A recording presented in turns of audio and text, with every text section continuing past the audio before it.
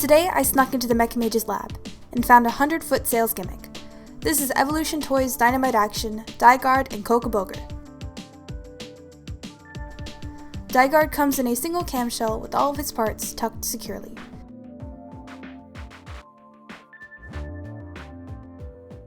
Accessories include an array of hands, the net gun arm, a drill arm, the knot punisher, and the flywheel. Out of the packaging, Dai-Guard is rocking reflective silver, orangey gold, glossy red, and glossy black. This guy is shiny, but maybe a fingerprint magnet as well. If you have a pair of cotton gloves like the ones found in some Chogokin figures, now is the time to use them. The best part of this presentation is the show-accurate proportions. His shoulders are broad and his cylindrical arms are just the right amount of stocky. He stands at about 7 inches tall.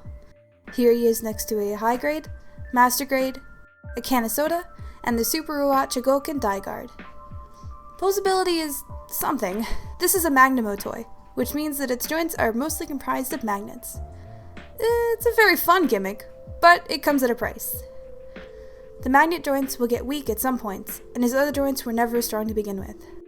The posability can be underwhelming at some times. You can lend that to some odd engineering choices, like the shallowness of his ankle joint, or the weak hinge joints used in the thighs and upper arms. Despite these gripes, this guy is fun to pose. The magnets are super strong and the shoulders have a pseudo-ratchet joint via a toothy cup at the base. This'll make sense once you look at it.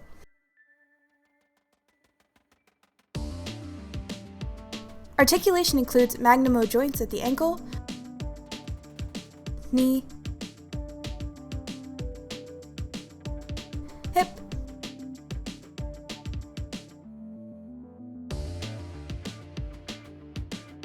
elbow,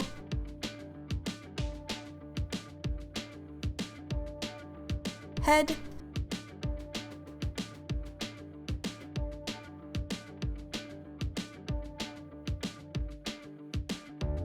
and torso.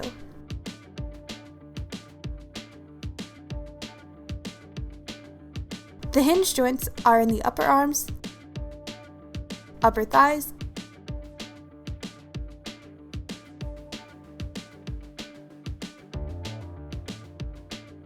toe bend,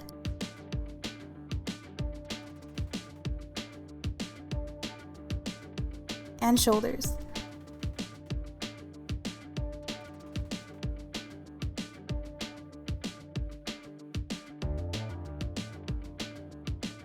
The best feature of the figure, without a doubt, is the ease of part swapping. Swapping out the arms is as easy as just pulling it off and slipping a new one on. The accessories listed before are pretty standard. Dai-Guard is a situation-based robot, so he has multiple tools for the job. The paintwork on these parts is okay, but the hollow plastic feel of some of these, combined with the so-so painting, can make them feel cheap. That being said, the parts hold on tight and definitely add to the overall presentation. All except one. The knot punisher is a definite missed opportunity. It's big and shiny, but maybe too big for its own good. It flops helplessly when attached. The claws at the business end are floppy and will not stay open unless you dislodge them slightly. The plastic is robust enough to withstand this, but the fact that it has to be done at all is disappointing. The flywheel does add some much needed stability, and it looks great. By using the double ball joints found in the net gun arm and the knot punisher, you can create the Knot Punisher 2. This is the blueprint for the new Knot Punisher? Yep, I call it the Knot Punisher 2. It must have been a pain to have to switch the old one out for other arms all the time. Again, the arm is too floppy, so this feature is pretty weak. Dai-Guard looks pretty cool, but he's even better when paired up with his army doppelganger, Kokoboger. Yes, that is his name. Kokoboger stands at the same height as Dai-Guard, but instead of a flashy red, he sports a muted olive drab and gray with some bits of gunmetal here and there. Kokoboger has the exact same articulation as Dai-Guard, but his hinge joints are stronger. Accessories included are a second drill arm for Dai-Guard, 2 missile launcher arms, and the knot buster.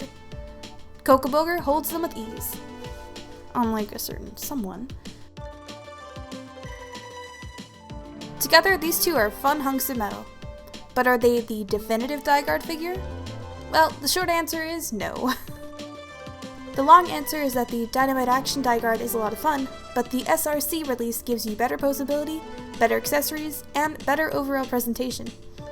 The SRC does pretty much everything better. As far as the Magnum mode toys go, this guy lacks in that department too. Dynamite Action has figures with proportions that are more suited for this style of figure, such as the Jeeg, so your money is better spent there. While the magnetic joints add big points to its giggle factor, there's just better options out there. So why buy this Dai-Guard? Well, he's fun. Though he falls short in some areas, the combination of familiar details and clever gimmicks make this guy fun to mess around with. I haven't smiled as much handling a figure as I did while posing Dai-Guard, and that's pretty special. Thank you once again for joining me on this trip into the Mecha Mage's lab. See you next time, and don't forget to file your paperwork before launching. You'd get it if you watched the show.